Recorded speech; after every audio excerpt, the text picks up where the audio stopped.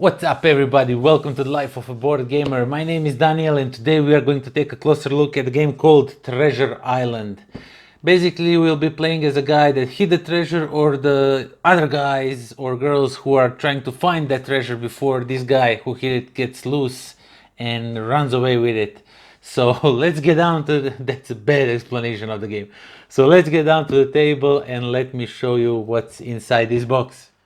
Okay, so let's quickly peek inside and see what we have. First of all, rule book, and as always, rule book is filled with lots of pictures, a really good explanation of how the game works and how everything works.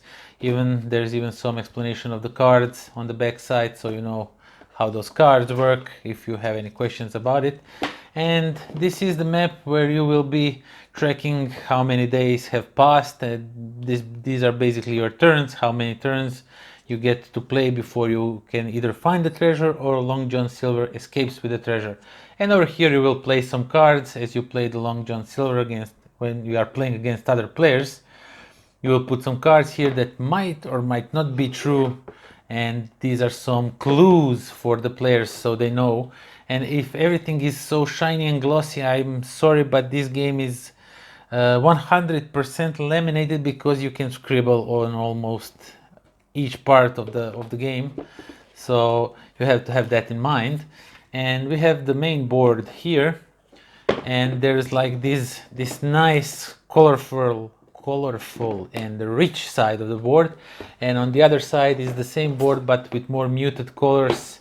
It's just because if you want to see your markers when you're drawing more clearly, you will use this one.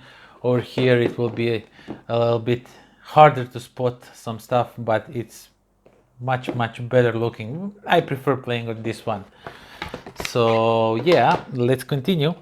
So each player will get one of these. You will write on here your clues when you find them throughout the game, and each of the players will get one of these boards, and the guy who plays the Long John Silver will get this board because this one has some special thingies over here. But yeah, basically you'll get this one. This is the small version of this one, so you can scribble on it, so you can know when you know some data that is just known to you and only you know it, so you can scribble it all over here, all over the place. And each player will of course play one of the characters trying to find the treasure, and you have some special abilities. For example, this lady over here has a little cheeky monkey, and this monkey can do a little search anywhere on the board if I'm not mistaken, but it's a small circle search, but she can send her monkey out. And this one can search also. This one has a dog, so every time he searches on the outer area. And you can run around, some can run more than others. And when you use this ability, you will just check the box. So it's all of these are just one-time abilities that you can use throughout the game. There are some rulers, some compasses that will these search markers that you will use throughout the game to try and search for the treasure. Also, you get this cool thingy, which I'm not sure what is pronounced in English, but you use it to draw circles around on a map, and as you can see it has that suction thingy here. Now this one you will need a screwdriver to place it firmly from time to time because it can get loose really fast. As you can see, I just do it like 2 or 3 times and now it's completely loose, and that is not good. You have to have it tight so you can barely move it, so you'll have to screw them all the time. So keep a little screwdriver for this inside the box, you're really gonna need it. And then we have this chest. This chest is basically a symbolic chest, but it looks really nice in 3D, so you can put some when somebody looks for a treasure, and if they didn't find them, you can give them some treasure, but that way you get some extra stuff, but they will get some extra stuff. It's really up to you if you want to do it. And then you have cards which you will be playing as a Long John Silver to give some clues. So there's these starting cards, and when the time passes you will get these cards which will make it more and more harder for you to keep the location of the treasure a secret. And then these are the tokens that you will put in here. Also you have these markers. Each player will get a marker in his color, depending which player he chooses to play, and he will draw with it around the board. And you have these wooden markers that you track on a days, your turn order when it's your turn to play. Of course, each of the players will get one of their shields, and the Long John Silver player will get one of their shields. This is this one. And inside here, it basically explains you, gives you a little bit backstory, gives you your special abilities, what you can do, and regular abilities that everyone can do around the board, and how much they cost. Not how much they cost, how much move can you do. You can move up to 6 miles or up to 3 miles in search. And as you can see, these are the same, and these are then a little bit different depending on which side you play. And oh yeah, one last thing over here, it's like in a treasure box. What we have is all kinds of different markers that you will be using throughout the game to give players clues. These are used when you are using these compasses. Then you will use these gray areas to tell them if they see the treasure or not. And then there's these tokens that you may tell a lie or not about the cards, if the card you played is true or false, and just all bunch of different little components. Really nothing, everything the same here. And yeah, that's basically that's everything that comes in a box of Treasure Island. That was Treasure Island. And I must say, I came with this game not expecting much from it, but boy was I wrong. This game is so much fun.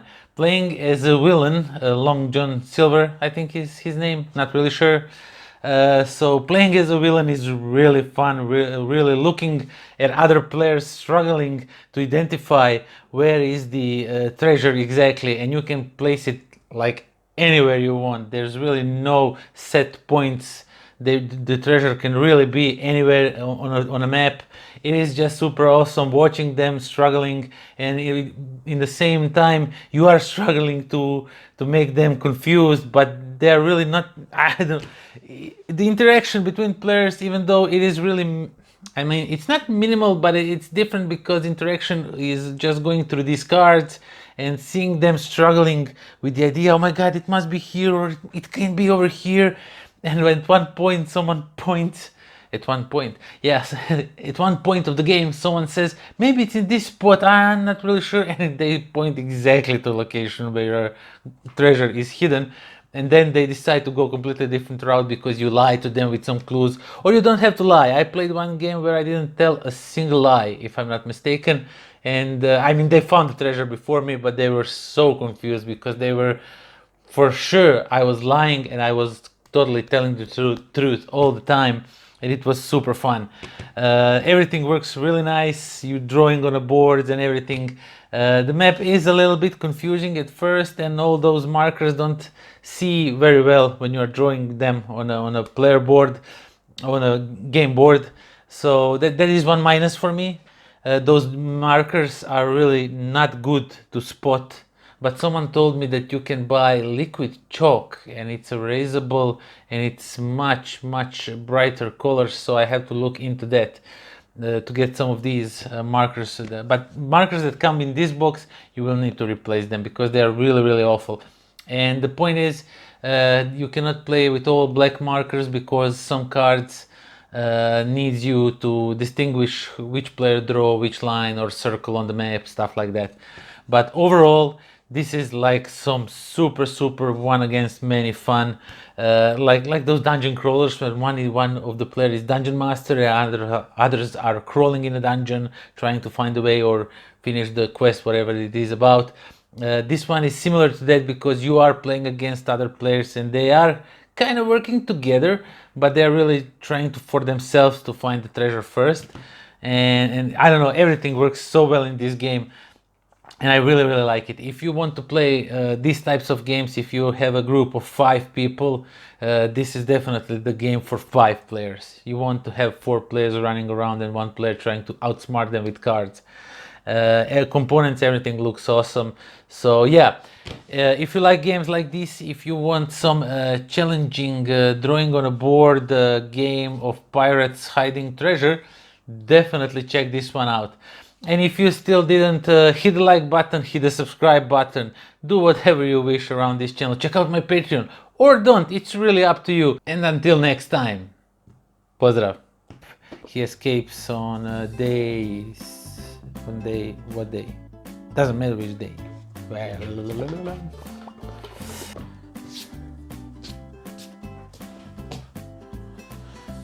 You know, I'm bad in explaining what was the story behind the game. So let's go down to the